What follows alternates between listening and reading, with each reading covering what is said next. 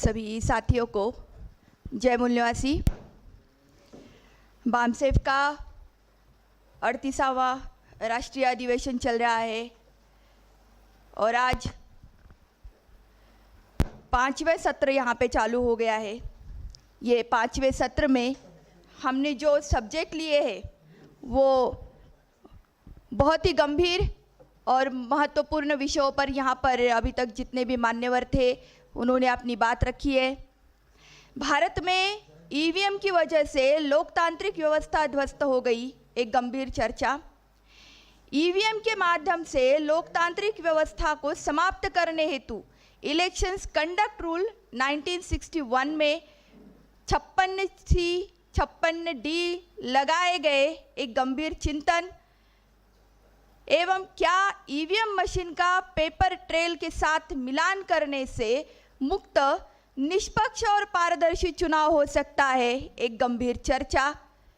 ये तीनों जो विषय है वो इलेक्ट्रॉनिक वोटिंग मशीन के संदर्भ में है और लोकशाही के लिए, लोकतंत्र के लिए ये बेहद महत्वपूर्ण है कि कोई भी अगर लोकशाही को आपको अगर बचाना है, उसको मजबूत बनाना है तो क्या करना पड़ेगा। इसके बारे में डॉक्टर बाबा साहब अम्बेडकर ने जालंधर में अपनी बात रखी थी। बाबा साहब को ये विषय दिया गया था कि स्वतंत्र भारत में लोकशाही का क्या भविष्य होगा। उसके ऊपर अपनी बात रखते हुए बाबा साहब ने कहा किसी भी देश में अगर आपको मजबूत लोकतंत्र, मजबूत लोकशाही अगर चाहिए तो दो चीज़ें बहुत ज़रूरी होती है। एक, मजबूत विरोधी पक्ष का होना बेहद ज़रूरी है और दूसरा free, fair and transparent election, यानी कि निष्पक्ष, मुक्त और पारदर्शी चुनाव का होना, ये बेहद ज़रूरी बातें हैं। ऐसे अपनी बात में रखते हुए बाबा साहब ने बोला था। सिर्फ उन्होंने बोला ही नहीं, तो संविधान के भाग 15 आर्टिकल 324 से लेके 329 तक जो भी हमारे देश में इलेक्शन कमीशन इलेक्शन कंडक्ट करता है, उसके रूल्स, उसके प्रोसीजर उन्होंने कॉन्स्टिट्यूशन में बताए और साथ ही में और दो कानून, लोक प्रतिनिधित्व अधिनियम 1951 और निर्वाचन संचालन नियम 1961 बनाया।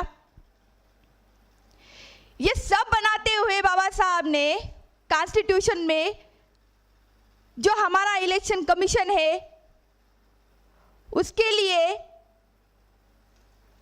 ये निर्धारित किया कि निर्वाचन आयोग जो है वो एक ऑटोनॉमस बॉडी होनी चाहिए। क्या होना चाहिए? स्वायत्त, यानी कि ऑटोनॉमस बॉडी होनी चाहिए। क्यों ऐसा किया? दुनिया का सबसे बड़ा अगर लोकशाही प्रधान डेमोक्रेटिक कंट्री अगर कोई होगा तो भारत है। चुनाव प्रक्रिया लोकशाही का एक महत्वपूर्ण अंग है। लोग अपने में से किसी प्रतिनिधित्व को अपना वोट डाल के चुन के लाते हैं और उसको कहाँ भेजते हैं? पार्लियामेंट में भेजते हैं, जहाँ से इस देश का कारोबार चलता है, राज कारोबार चलता है। इसलिए ये जो चुनाव की प्रक्रिया है, ये चुनाव की प्रक्रिया किसी भी तरह से टेम्पर नहीं होनी चाहिए, किसी के दबाव में आकर चुनाव आयोग ने काम नहीं करना चाहिए। उसने अलग तरीके से स्वायत्तता संस्था अपनी भूमिका निभानी चाहिए। ये बहुत महत्वपूर्ण और अहम जो काम है इलेक्शन कमीशन को बाबा साहब ने दिया है। पिछले हफ्ते में एक खबर आई थी कि भारत का निर्वाचन आयोग की मीटिंग पीएम मोदी के साथ हुई। क्या खबर आई? भारत के निर्वाचन आयोग की जो महत्वपूर्ण मीटिंग है चुनाव के संदर्भ में, वो मीटिंग उन्होंने पीएम मोदी के साथ में की। इसी बात से हमको समझ में आना चाहिए कि आज इलेक्शन कमीशन जो है अपनी स्वायत्त जो भूमिका है, जो संवैधानिक दर्जा है, वो खो चुका है। अगर लोगों का विश्वास अगर चुनाव प्रक्रिया से अगर उठ जाता है, या ये चुनाव प्रक्रिया जो है वो टैंपर की जाती है, माल फंक्शनिंग की जाती है, इलेक्ट्रॉनिक वोटिंग मशीन के माध्यम से वोटों की चोरी होती है, इलेक्ट्रॉनिक वोटिंग मशीन के साथ में वीवीपैट मशीन लगाने के बावजूद भी वीवीपैट मशीन में जो पर्चियां आती है वो पर्चियों की 100% अगर गिनती नहीं होती है, जैसा कि 8 अक्टूबर 2013 में सुप्रीम कोर्ट ने अपने निर्णय में बोला था कि केवल इलेक्ट्रॉनिक वोटिंग मशीन के माध्यम से अगर चुनाव इस देश में होते हैं तो free fair and transparent election नहीं हो सकता है। अगर ऐसा होता है तो क्या लोकतंत्र बच सकता है? बाबा साहब ने जो 2 महत्वपूर्ण चीजें बताई थी, उसमें से एक जो है इलेक्ट्रॉनिक वोटिंग मशीन के माध्यम से आज पूरी तरह से चुनाव प्रक्रिया को करप्ट कर दिया गया है। इसके कई सारे उदाहरण हैं।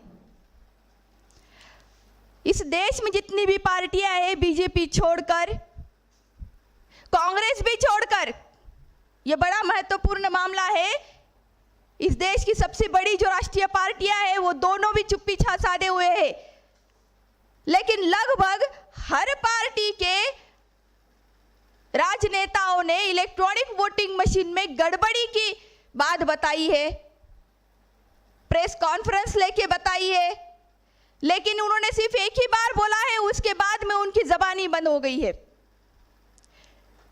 अगर इतने बड़े पैमाने पर अगर देश भर की जितने भी पॉलिटिकल पार्टीज है, बीजेपी कांग्रेस को छोड़कर, अगर लगातार बार बार अगर इलेक्ट्रॉनिक वोटिंग मशीन में घोटाला होता है, मतों की चोरी होती है, इस बात को बोल रही है, तो क्या ये काम नहीं है निर्वाचन आयोग का कि इलेक्ट्रॉनिक वोटिंग मशीन को बंद करके बैलेट पेपर पे इलेक्शन लिया जाए? अगर बैलेट पेपर पे अगर आप लोग इलेक्शन नहीं ले सकते हो तो कम से कम इलेक्ट्रॉनिक वोटिंग मशीन के साथ में जो वीवीपैट मशीन लगाई गई है, वो वीवीपैट मशीन में जो पर्चियां है, वो पर्चियों की 100% गिनती ईवीएम के वोटों के साथ की जाए।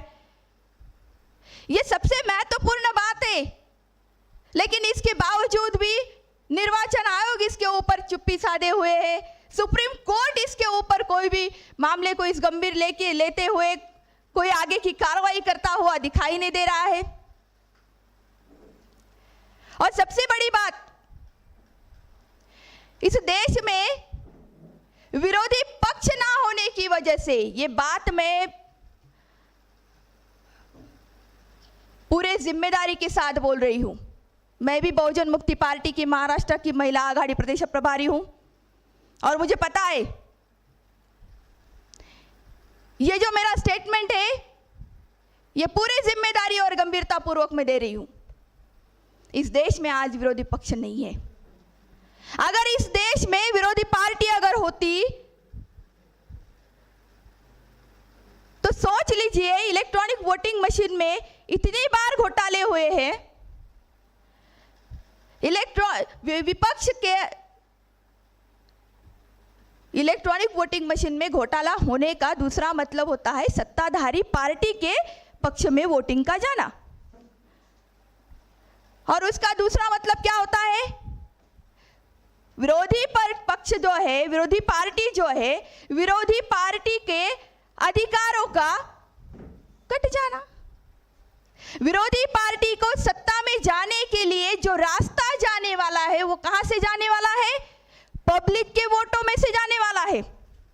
अब उसको पब्लिक के वोट ही इलेक्ट्रॉनिक वोटिंग मशीन के माध्यम से नहीं मिल रहे हैं, तो सबसे पहले बवाल किसने खड़ा करना चाहिए था, विरोधी पार्टी ने खड़ा करना चाहिए था। किया?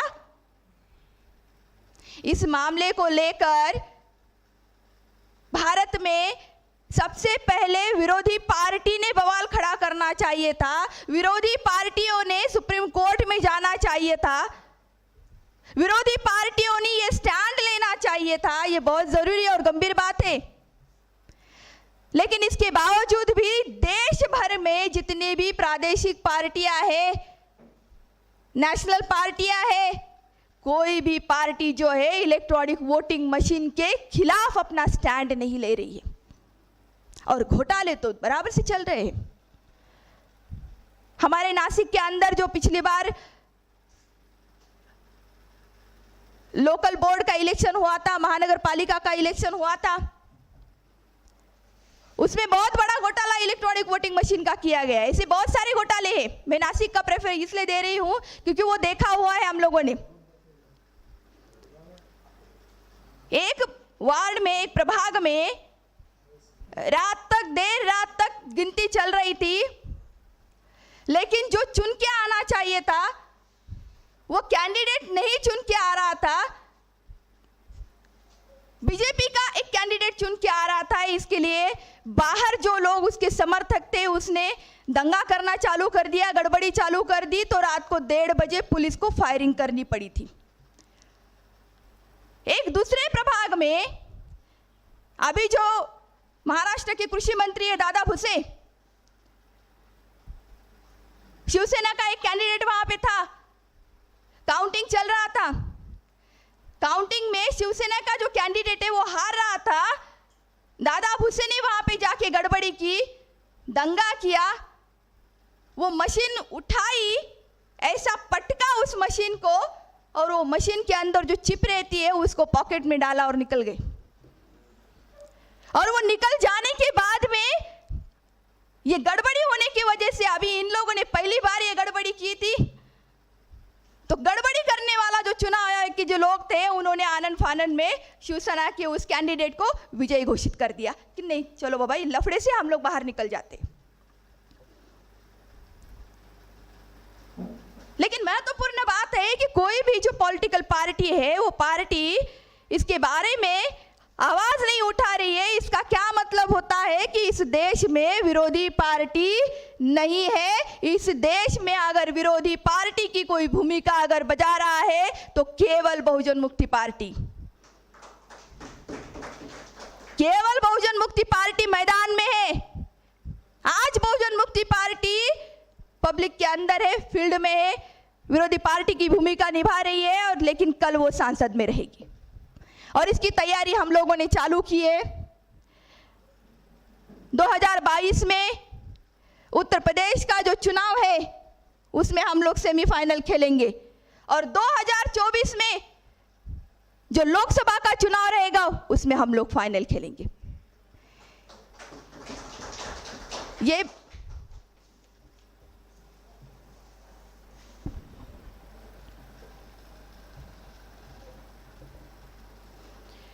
इलेक्ट्रॉनिक वोटिंग मशीन के कई घोटाले ऐसे तो सामने आते हैं।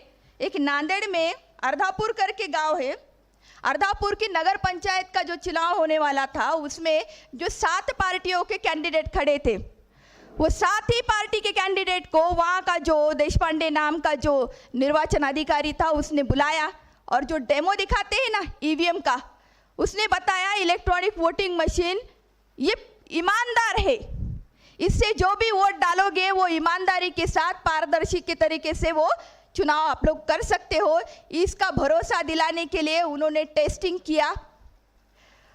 वो 7 कैंडिडेट को जो अलग अलग पार्टी के थे उसने वहां पे बटन दबाने के लिए बोला, वो 7 ही लोगों ने बटन दबाया। बटन दबाने के बाद जब खोल के देखा उसको तो 7 में से 4 वोट कांग्रेस को गए थे। ये टेस्टिंग ही चल रहा था, अभी तो होना बाकी था। 7 में से 4 वोट जो है वो कांग्रेस को चले गए थे। उसके बाद वो इलेक्ट्रॉनिक वोटिंग मशीन के खिलाफ कंप्लेन की गई और उसको रद्द कराया गया। ऐसे ही अकोला में भी अकोला में भी एमएलसी के चुनाव में प्रकाश अंबेडकर साहब के जो कार्यकर्ता थे, वो कार्यकर्ताओं ने बीजेपी के उम्मीदवार को वोट दिया।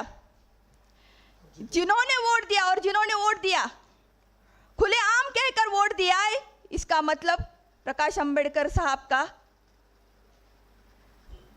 बीजेपी के साथ समझौता हुआ। इसका दूसरा मतलब यही होता है ना, मतलब जिन लोगों ने विपक्ष की भूमिका मजबूती से जो निभानी चाहिए थी, वो ना निभाने की वजह से जो जनता है, जो हमारे नागरिक है, उसका शोषण करने की एक बड़ी यंत्रणा हम लोगों ने तैयार की। बाबा साहब को ये पता था स्वतंत्र भारत में लोकतंत्र खतरे में आ सकता है, और लोकतंत्र खतरे में ना आए इसलिए उन्होंने जो शेड्यूल कास्ट फेडरेशन और बाद में रिपब्लिकन पार्टी ऑफ इंडिया बनाई थी, उसको उसी वक्त हिदायत भी दी थी कि कभी भी आप लोगों ने कांग्रेस के साथ में अलायंस नहीं करना है या कांग्रेस के साथ में नहीं जाना है। रिपब्लिकन पार्टी ऑफ इंडिया ने भारत में प्रखर विरोधी पार्टी की भूमिका निभानी चाहिए, ये भूमिका डॉक्टर बाबा साहब अम्बेडकर ने उस वक्त भी रखी थी। आज विपक्ष ना होने की वजह से क्या हो रहा है आप लोगों को पता होगा। महाराष्ट्र में जो हमारा एसटी महामंडल है, जो पब्लिक ट्रांसपोर्टेशन जिसको बोलते हैं, वहाँ के जो कर्मचारी है वो कर्मचारी आंदोलन कर रहे हैं। 50 दिन से ज़्यादा हो चुका है वो आंदोलन करने वाले जो लोग हैं वो एसटी डेपो के बाहर बैठे हुए हैं। उनका एक जो मंडल है, कुछ लोग जो है मुंबई में आज़ाद मैदान पे बैठे हुए हैं। अब तक एसटी कर्मचारियों की 57 कर्मचारी लोगों ने सुसाइड किया है। 57, 57 का आंकड़ा है, अभी ये जारी है, रुका हुआ नहीं अभी तक। आज़ाद मैदान में जब ये आंदोलन शुरू हो गया था, ये लोग जब बैठे हुए थे, तो इस आंदोलन की अगुवाई करने के लिए भारतीय जनता पार्टी के 2 नेता वहां पे पहुंचे, एक बच्चू कडू और दूसरे सदाभाऊ खोत। उन लोगों के साथ में बैठे। महाराष्ट्र में जो सरकार है, महाविकास आघाड़ी की सरकार है, और इस सरकार में कांग्रेस, राष्ट्रवादी कांग्रेस और शिवसेना है। तो जाहिर सी बात है भारतीय जनता पार्टी विपक्ष में है। अब अगर कोई आंदोलन कर रहे कर्मचारी, तो उसके साथ में विपक्ष के नेता जाके बैठ गए। कुछ दिन वहां पे बैठे आंदोलनकारियों के साथ में भाषणबाजी हुई, मीडिया के सारे कैमरे आजाद मैदान पे थे, लाइव चल रहा था। अब लग रहा था कि कुछ ना कुछ होगा। एसटी कर्मचारियों की जो डिमांड थी, वो डिमांड ये है कि जो पब्लिक ट्रांसपोर्ट है, इसका सरकार में विलीनीकरण किया जाए, सरकारीकरण किया जाए। एसटी महामंडल को महामंडल का भी दर्जा नहीं है। हर 4 साल में एसटी महामंडल के जो कर्मचारी है, उनकी लगभग 15 से 16 संगठनाएं हैं। उनमें से सिर्फ एक संगठन शासन मान्यता प्राप्त संगठन है, वो भी शरद पवार साहब की संगठना है। और सिर्फ वो अकेली संगठना क्या करती है, हर 4 साल के बाद सरकार के साथ में एक एग्रीमेंट करती है, और वो एग्रीमेंट के तहत उनको थोड़ा बहुत जो पेमेंट है वो बढ़कर मिलता है, थोड़ा बहुत। अगर किसी कर्मचारी का निलंबन होता है या उसके ऊपर कोई कार्रवाई की जाती है, तो उसके खिलाफ अगर उसको कंप्लेन करनी है तो मैट में भी वो नहीं जा सकते हैं। उसको जाना कहाँ पड़ता है, उन्हीं के जो अधिकारी है, उन अधिकारियों के पास वो कंप्लेन लेके जाना पड़ता है। इसकी वजह से ये शोषण की बड़ी यंत्रणा जो है एसटी महामंडल में चल रही थी, इसके खिलाफ बहुत सारा गुस्सा था कर्मचारियों के अंदर। और इस गुस्से की वजह से हुआ ऐसा कि दिवाली के पीरियड में जो ड्राइवर थे, कंडक्टर थे, उन्होंने इसकी वजह से सुसाइड करना चालू कर दिया। ये सुसाइड का जो सिलसिला चालू हो गया, कर्मचारी बहुत सालों से परेशान है। अगर चालू एसटी का टायर फूट जाता है, कोई गड़बड़ी होती है, कोई नुकसान होता है, तो उसकी भरपाई कंडक्टर को देनी पड़ती है, कंडक्टर को, ड्राइवर को देनी पड़ती है। उनका जो पत संस्था है जहां से उनको लोन मिलता है, कर्जा मिलता है, वो जो पतपेढ़ी है वो बाहर के राज्यों को 5 या 6% ब्याज दर से इंटरेस्ट से वो कर्जा देती है, लेकिन खुद के कर्मचारियों को 14% से देता है। ये बहुत सारी चीजें थी, बहुत गुस्सा था। हर बार उनके जो संगठन के जो कर्मचारियों का संगठन था, उनके नेता सरकार के पास जाते थे, खुद के मन से वो एग्रीमेंट करार जो है आगे कैरी फॉरवर्ड किया जाता था, कर्मचारियों को बताया भी नहीं जाता था। इससे पहले जितनी बार भी उन्होंने आंदोलन किया, 4 दिन से ज़्यादा नहीं बैठे, और आज ऐसा है कि 50 दिन से ज़्यादा हो गए, कर्मचारी वहाँ से हिलने का नाम नहीं ले रहे। तो ये जो बीजेपी के कैंडिडेट जो बंदे हैं, नेता, उन्होंने वो जब आज़ाद मैदान में गए, कुछ दिनों के बाद वो देवेंद्र फडणवीस से मिलने के लिए गए, सदाभाऊ खोत और बच्चू कडू। इसी के मामले में सरकार से बात करने के लिए ये क्या किया जाए, ये मांग लेके वो देवेंद्र फडणवीस के पास गए। देवेंद्र फडणवीस के पास जाने के बाद आइसोलेशन में उनकी क्या चर्चा हुई किसी को पता नहीं, और ये सारी जो बातें हैं मुझे खुद ही एसटी कर्मचारियों ने बताई है। वहां से आने के बाद बाहर तुरंत देवेंद्र फडणवीस जी से मिलने के बाद बाहर आने के बाद प्रेस के सामने उन्होंने बोला कि हमारी बात हो गई है और अभी हम लोग आंदोलन पीछे ले रहे। जाते हुए वो लोग जिस तन के गए थे, आते हुए उन लोगों को आज़ाद मैदान में आते आते उनको पुलिस का बंदोबस्त देना पड़ा। आकर उन्होंने ये बात कर्मचारियों के सामने रखी। नॉर्मली अब तक ऐसा हो रहा था कि कर्मचारी संगठन के जो नेता है वो सरकार से मिल जाते थे, अब उनकी बात चल नहीं रही थी, विपक्ष के नेता आ गए, उन्होंने जाके सरकार से डील कर ली, उनकी भी बात नहीं चली, कर्मचारी उसके बाद भी जो के त्यों बैठ गए।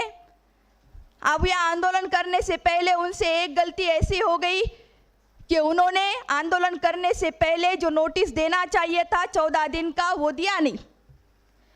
और जिस संगठन ने वो नोटिस दिया, अजय कुमार गुजर करके है, उनके संगठन में 50 सिर्फ सभासद है, उन्होंने प्रायर नोटिस दिया था उसी संगठन को लेकर, और नोटिस को लेकर अभी सब जो मामला है वो कर्मचारियों के विरोध में जा रहा था, लेकिन सरकार के फेवर में भी नहीं आ रहा था। ये लोग भी पीछे चले गए। अब इस नोटिस को लेकर हाई कोर्ट में एसटी कर्मचारी चले गए, और हाई कोर्ट में मैटर लेके जाने के लिए एडवोकेट गुणरत्न सदावर्ते जी को वकील पत्र दिया गया। जो नेता अजय कुमार गुजर जिस संगठन के नोटिस के ऊपर ये यहाँ पे बैठे थे कर्मचारी, हाई कोर्ट में मैटर चल रहा था पिछले हफ्ते में, उसको भी सरकार ने बुला लिया, और अनिल कुमार और जो परिवहन मंत्री है परब साहब, उन्होंने वहीं पे डिक्लेयर कर दिया कि अभी हम लोगों का समझौता हो गया है, कर्मचारियों की बात हमने, कर्मचारियों के नेताओं के साथ हमने बातचीत की है, और ये जो संप है ये हम पीछे लेने वाले हैं। इसके बावजूद भी कर्मचारी अभी तक आंदोलन कर रहे हैं। कहने का मुद्दा ये है साथियों, सरकार पर नियंत्रण रखने वाली जो प्रणाली है वो प्रणाली इलेक्ट्रॉनिक वोटिंग मशीन के माध्यम से ध्वस्त हो गई है।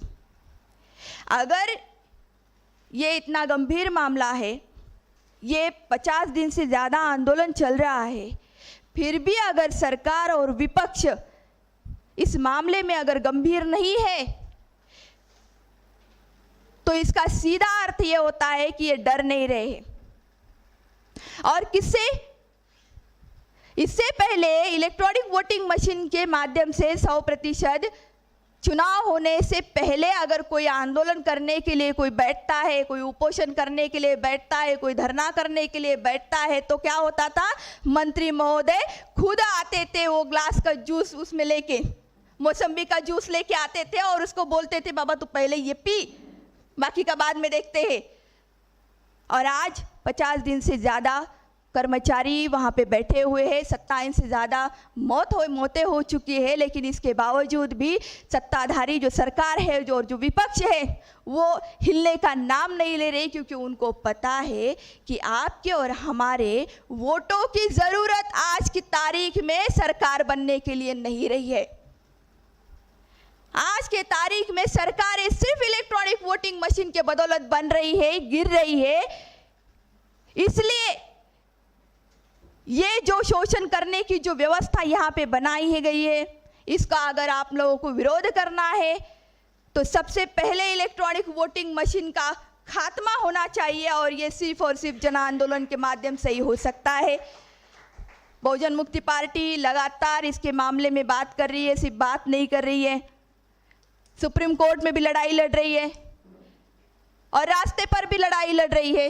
और जब तक इलेक्ट्रॉनिक वोटिंग मशीन हट नहीं जाती, या इलेक्ट्रॉनिक वोटिंग मशीन के साथ जो वीवीपैट लगाया गया है वो पर्चियों की 100% गिनती नहीं हो जाती, तब तक ये आंदोलन हम लोग लगातार चलाते रहेंगे। यहीं पर मैं अपनी बात रखती हूँ। मुझे बोलने का मौका दिया इसलिए धन्यवाद। जय भीम, जय मूल्यवासी।